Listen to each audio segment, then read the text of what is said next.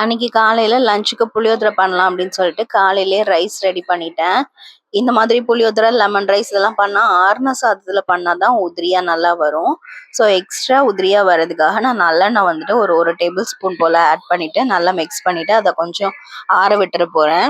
புளியோதரை குழம்பு பண்றதுக்கு கொஞ்சமா ஆயில் விட்டுட்டு தென் அது கூட கடுகு, ஜீரகம், வத்தல், கருவேப்பிலை, தென் வந்துட்டு பெருங்காயத்தூள் இதெல்லாம் ஆட் பண்ணிட்டு நல்லா ஃப்ரை பண்ணிக்கலாம். தென் மசாலாக்கு வந்துட்டு குழம்பு மிளகாய்த்தூள், சாம்பார் பொடி, தென் வந்துட்டு மஞ்சள் தூள் இதெல்லாம் போட்டுட்டு நல்லா மிக்ஸ் பண்ணிட்டு ஒரு லெமன் சைஸுக்கு புளி கரைச்சி வச்சிருக்கேன். ஸோ அதையுமே இது கூட ஆட் பண்ணிக்கலாம்.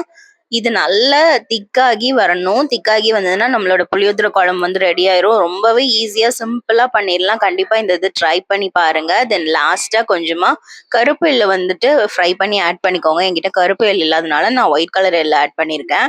ஸோ இந்த குழம்பு வந்துட்டு சாதத்தோட மிக்ஸ் பண்ணீங்கன்னா புளியோதரை ரெடி. கண்டிப்பா ட்ரை பண்ணி பாருங்க.